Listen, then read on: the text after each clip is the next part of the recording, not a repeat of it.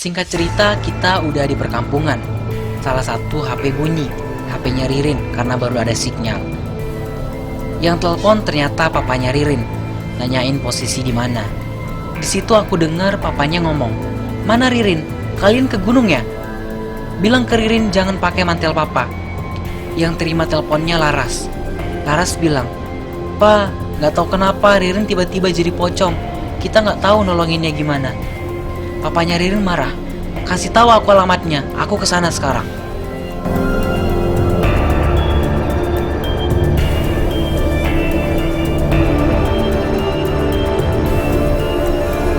Harusnya hari itu anak-anak yang camping udah pada pulang ke Jakarta. Tapi kita semua kumpul di rumah si abang dulu, nungguin papanya Ririn datang. Jam 8 pagi papanya Ririn nyampe rumah si abang. Dia bilang, "Kalian pulang aja, soal Ririn itu urusan aku." Setelah anak-anak pulang, papanya Ririn datang sama beberapa orang. Aku sama si abang ngejelasin kronologi Ririn jadi pocong. Disitulah aku baru tahu kalau ternyata papanya Ririn itu pemuja dan mantel yang dipakai sama Ririn itu adalah mantel yang gak boleh dipakai atau jimat. Intinya selain papa Ririn, siapapun yang pakai mantel itu pasti jadi pocong. Terus papanya bilang, kalau seminggu gak bisa nemuin Ririn, gak bisa lepasin mantelnya, Ririn pasti mati. Di situ papanya Ririn sama orang-orangnya ngedatangin semua orang pintar di daerah aku. Masih sembara, siapa yang bisa nangkep pocong dan bisa ngelepasin mantelnya. Orang yang sanggup nolongin Ririn, minta apa aja pasti dikasih. Aku yang baru turun gunung, mau gak mau harus naik lagi. Soalnya kejadiannya di gunung. Papanya yakin kalau Ririn masih ada dan diam di sana. Pas malam kita semua jalan keliling gunung. Bukannya pocong Ririn yang kita temuin, tapi malah yang lain. Kalau aku sendiri yang ngelihat, gak tahu deh kayaknya apa jadinya. Aku ngelihat dia kayak kakek-kakek, tubuhnya tinggi bener, hampir setinggi pohon yang ada di gunung. Aku mermin mata, aku gak tahan ngelihat ukurannya. Aku juga dengar kakek yang badannya tinggi itu suaranya ngeraung-ngeraung gitu. Dia komunikasinya sama orang pintar yang dibawa sama papanya Ririn. Aku yang merem dibilang sama orang pintar, "Arya jangan merem." Dia marah soalnya Arya merem. Kalau Arya takut, buka mata aja, tapi ngelihatnya ke bawah. Si kakek itu marah karena dia bilang kalau aku gak sopan gak mau ngeliat mukanya. Aku buka mata, liatin tanah, aku nangis, gak bisa nahan karena takut. Komunikasi orang pintar sama makhluk penjaga gunung lumayan lama. Udah selesai orang pintarnya ngerangkul aku sambil bilang, "Udah jangan nangis lagi, udah gak ada." Aku lupa nutup mata batin Arya. Dari situ rombongan kan kumpul. Aku denger obrolannya orang pintar sama papanya Ririn. Ternyata Ririn diusir, dilemparin sama penjaga gunung. Penjaga gunung gak nerima adanya Ririn di gunung. Karena Ririn jadi pocong bukan dari proses mati. Ririn hidup di dua alam. Mereka bingung mau nyari Ririn kemana. Soalnya si kakek penjaga gunung cuma bilang ngusir Ririn, tapi gak nunjukin kemana dia ngebuangnya. Kita turun gunung sambil berharap ada kabar dari orang pintar lainnya. Ternyata benar, pas kita semua turun gunung, ada kabar dari orang pintar bahwa beberapa kampung di daerah aku banyak laporan waktu malam mereka ngelihat ada pocong keliaran nangis sambil minta tolong. Kadang suara tangisannya aja yang kedengeran, tapi pocongnya nggak ada. Orang-orang kampung bilang mereka pada takut. Meskipun bayarannya gede, ya tetap aja nangkep pocong bukan hal yang gampang. Berani aja nggak cukup, harus punya ilmu tertentu. Sementara itu waktu mau habis. Kalau nggak cepet-cepet ketemu, Ririn pasti mati terus nggak diterima di bumi. Aku mau nggak mau tiap malam ikut papanya Ririn nyariin pocong ke kampung-kampung.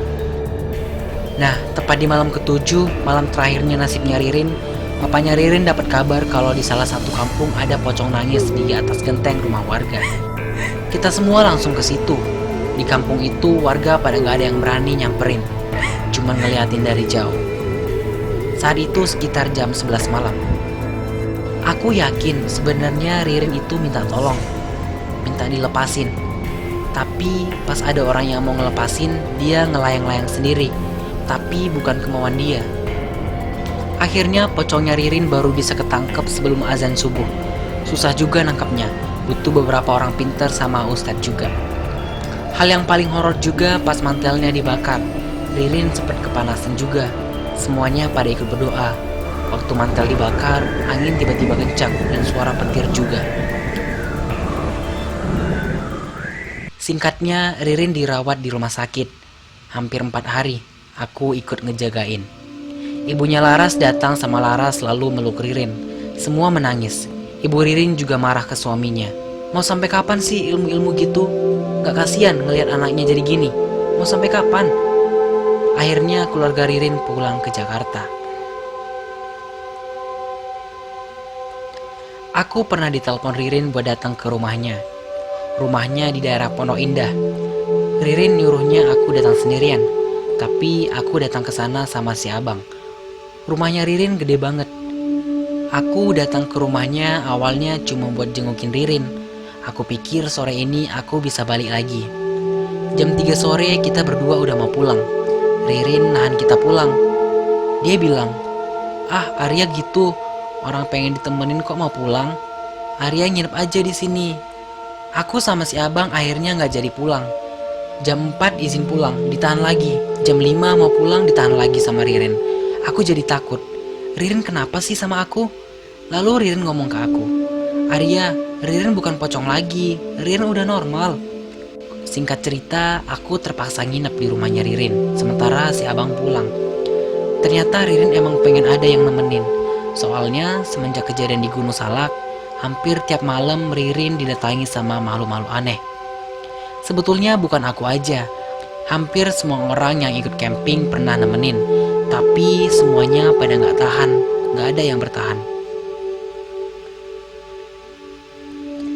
Malam pertama di rumah Ririn adalah malam paling serem yang pernah aku rasain. Masalahnya, rumah Ririn itu jauh dari Kesan Angker. Rumahnya enak banget, tapi suasananya yang aneh. Aku tidur di tengah rumah, di depan TV. Tiba-tiba HP aku bunyi. Laras telepon, dan dia nanya ke aku, "Arya beneran di rumahnya Ririn?" "Iya," kata aku. "Emang kenapa, Kak?" Di situ Laras jelasin ke aku semuanya. Laras sama Mita sebenarnya pengen banget nemenin Ririn. Laras bilang kalau di atas jam 12 malam, Ririn yang lagi tidur masih suka berubah jadi pocong.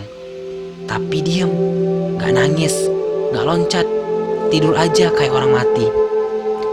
Awal tidur pakai piyama, nanti berubah jadi kain kafan. Tiba-tiba aku diam dan gak bisa ngomong apa-apa. Tapi aku sedikit tenang, soalnya aku gak tidur di kamarnya Ririn. Jadi aku gak perlu ngelihat dia berubah jadi pocong. Tapi ternyata aku salah. Tiba-tiba dari arah belakang, tangga ke lantai 2 kamar Ririn, suara Ririn manggil aku. "Arya tidur di kamar Ririn aja." Pas aku nengok ke belakang, Ririn berdiri di tangga. Iya, dia berdiri dengan pakaian pocong.